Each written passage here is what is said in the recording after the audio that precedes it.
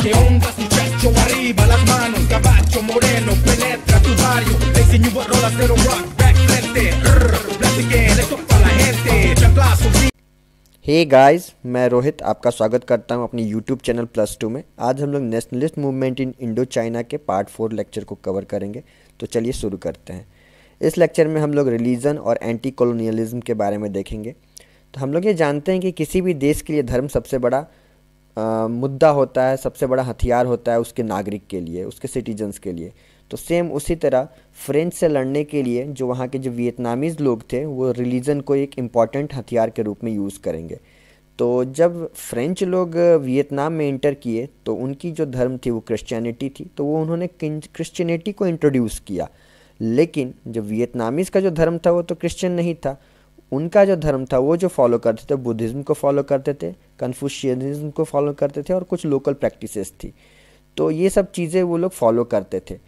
तो और उनका जब दो अलग अलग चीज़ें होंगी, दो अलग अलग लोग होंगे तो अलग अलग उनकी मान्यताएं भी होंगी। फ्रेंच कुछ और मानते थे, वो गॉड और जीसस क्राइस्ट को मानते थे।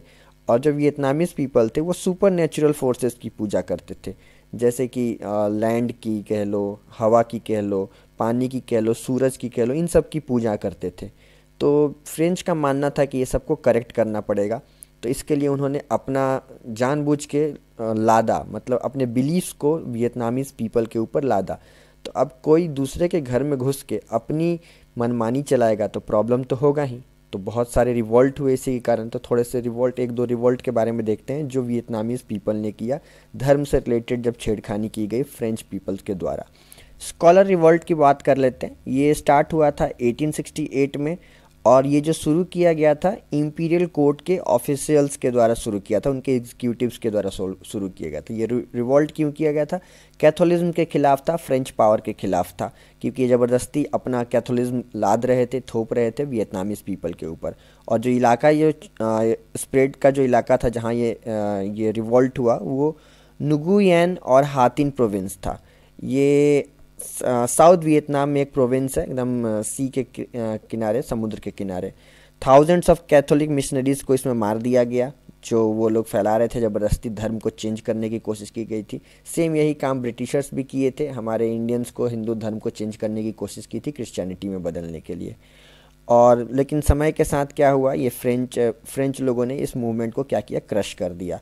तो ये तो शुरू में 1868 की बात है। समय बीतता गया, कुछ और हुआ मूवमेंट की बात कर लेते हैं। ये 1939 में स्टार्ट हुआ। ये जो एरिया था जो स्प्रेड हुआ वो मेकोंग डेल्टा का एरिया था। और इसके जो फाउंडर थे वेन फुन सो थे। ये बहुत समाज के लिए बहुत काम किया इन्होंने। गरीबों की बहुत हेल्प करते थे, गरीबों के लिए मसीहा थे, मिरेकल्स के लिए जाने जाते थे कि चमत्कार करते हैं। इन्होंने एक्स्ट्रा एक्सपेंडिचर जो खर्चे होते थे उसके खिलाफ आवाज़ उठाई। सेल्स ऑफ चाइल्ड ब्राइब, यानी जो छोटे बच्चों को दुल्हन बना के, या आप कह सकते हैं ह्यूमन ट्रैफिकिंग के खिलाफ आवाज़ उठाई। गैम्बलिंग के खिलाफ आवाज़ उठाई। अल्कोहल और ओपियम के खिलाफ आवाज़ उठाई। ओपियम बेसिकली होता है अफीम। तो ये गलत चीज़ों के खिलाफ इन्होंने आवाज़ उठाई। तो जैसे जैसे इनकी पॉपुलैरिटी बढ़ती गई तो फ्रेंच लोगों को दिक्कत होने लगी। तो फ्रेंच लोगों ने सोचा कि क्यों ना इसको रोका जाए। रोकने के लिए उन्होंने क्या किया कि वेन फेंसो को मैड करार दे दिया, बोला कि ये पागल है, और उसको मैड बॉन्स बुलाते थे। और उसके बाद जब उसको पागल करार कर दिया तो उसको मेंटल असाइलम में भेज दिया। मेंटल असाइलम मतलब पागल खाना। वहाँ पे क्या किया, डॉक्टर ने उसको मैड यानी पागल करार दे दिया। लेकिन धीरे धीरे जैसे ही समय बीता, ये 1939-40 के आसपास की बात है, तो जो डॉक्टर ने उसको पागल करार दिया, बाद में वही डॉक्टर उसके फॉलोअर्स बन गए।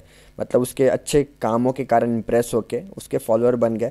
और फाइनली 1941 जब आया, 2 साल के बाद ही समझो जब ये चीज़ें हुई, तो एक डॉक्टर जो फ्रेंच डॉक्टर था जिसने उसको पागल डिक्लेयर किया, वो उसने खुद बोल दिया कि ये सही सलामत है, दिमागी संतुलन इनका बहुत अच्छा है, हम लोगों ने जानबूझ के ये सब किया। तो इस सब के बाद, इन घटनाओं के बाद वेन सिंह फू को क्या किया कि लाओस भेज दिया गया। और जो डॉक्टर थे जो उसके फॉलोअर्स बन गए थे उसको कंसंट्रेशन कैंप में भेज दिया गया। कंसंट्रेशन कैंप बेसिकली वो जगह होती है जहाँ पे पब्लिक्स को, सिटीजन्स को सजाएं दी जाती है, यातनाएं दी जाती हैं, जिस टाइप से हो।